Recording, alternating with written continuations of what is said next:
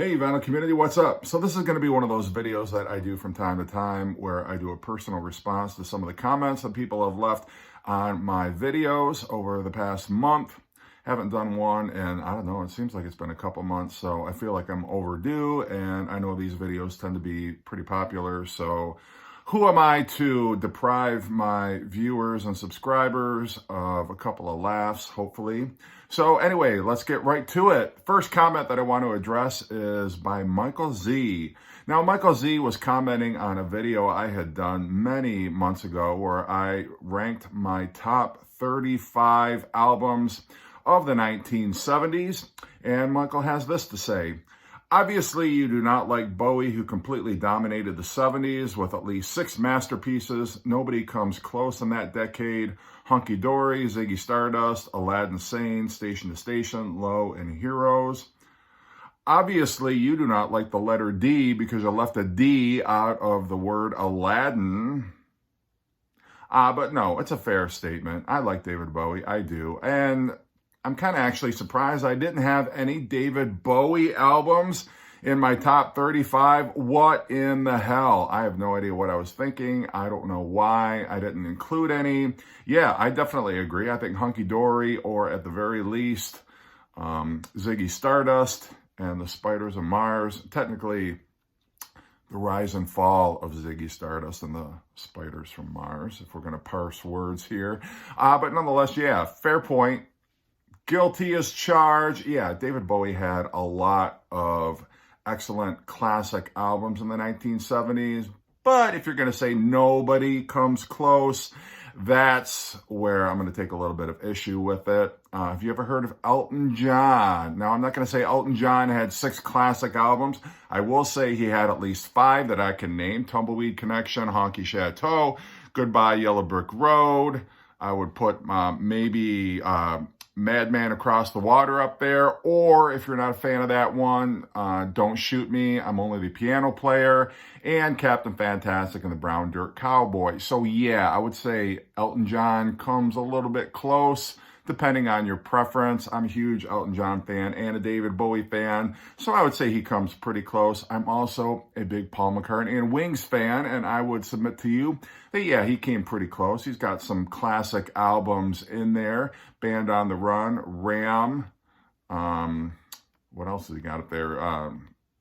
I know this is going to divide people, but I happen to think Venus and Mars is a classic album. I really like McCartney. McCartney's 1970. So anyway, but it's a matter of choice. It really is. When you put together a top 35 list like this, there's always going to be people who are going to take you to task because you didn't include their favorite band or an artist who is very popular.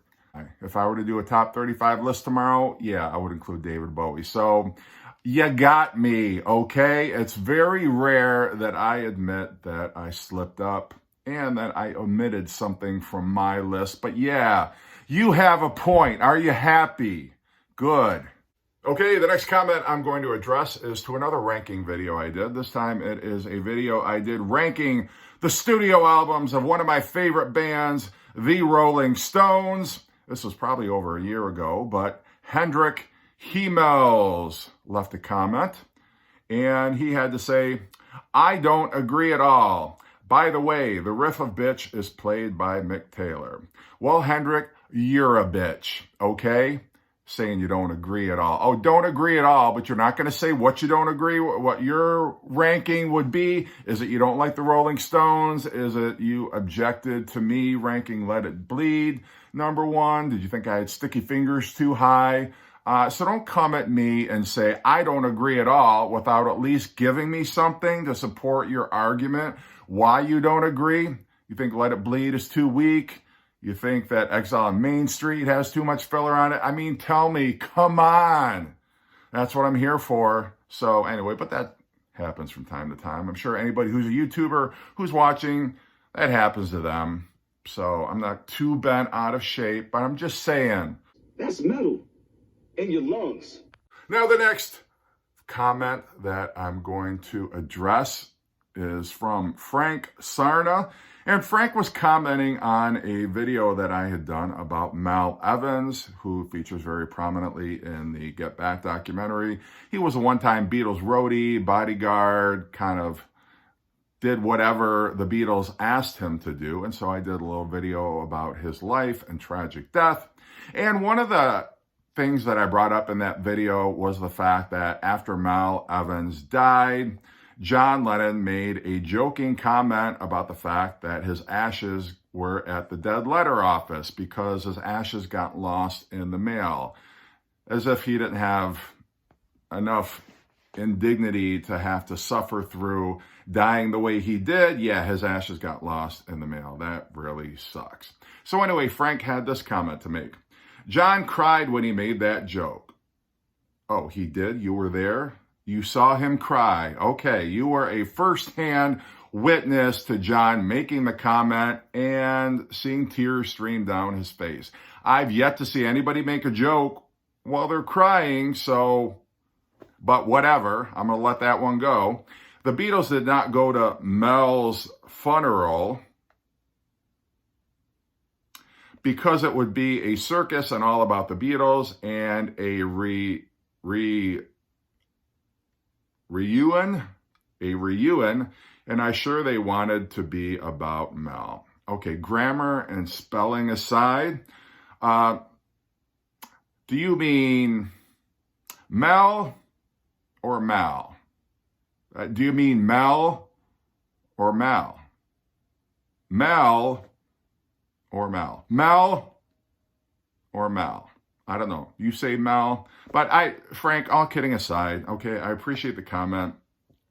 I'm just breaking your balls a little bit here, so don't get bent out of shape if you see this video and get offended. I'm just teasing you. Like, I know people type these things in a hurry. They're not writing a dissertation. This isn't a resume. This is just a comment that you're leaving on my video, but I get your point. I'm not so sure that John was crying when he made that joke. I'm not sure how you would know, but you seem to be an authority on the Beatles. But yeah, okay, I get it. I guess maybe the funeral would have turned into a circus if the Beatles had shown up. Okay, who am I to say? I don't know. Maybe I judged it a little too harshly in my video, but whatever. You got me again, okay? All right, the last comment that I want to address is from Antonio Santorini. Now, I feel like this guy's commented on my videos before, and I've had to take a swing at him from some previous comments that were snarky, but he's back at it. And his comment is on a video that I did, I know, over a year ago. And at a time, I was doing a series where I was comparing the Beatles stereo albums to the mono mixes and what I liked better, what songs I thought sounded better in stereo than in mono, yada, yada, yada. Anyway, that was obviously a futile exercise because I get more hate mail about those videos than any others I think I've done, but there we are. Okay, but anyway, Antonio Santorini says, why these guys got to do a rambling monologue before let you hear what you tuned in for? Again, with the grammar, people. Like, I'm not saying it's got to be word for word, spelling perfect, everything, but, you know, come on. It seems to be a running trend. If you're going to rag on my videos, at least have the decency to use proper grammar. And what are you talking about? Why these guys? There was only me doing the video. This wasn't a group video. This wasn't a Thursday night video. This was me. And I don't know if you're referencing my 16 personalities that I like to use, but it was just me. And I don't know if you're lumping me in with other people that, and I'm not even going to call it a rambling monologue, okay? What I like to do before I do videos is introduce, this is what the video is about. This is what I am going to be showing you in this video. So if you consider this a rambling monologue, you can bite me. No, whatever. You're not even worth it, okay, Antonio? So there. All right, but whatever. You know, what are you going to do? You can't please some people. Anyway, I hope I've pleased you. I hope you've enjoyed this video. Take care. Keep the comments coming, but take care.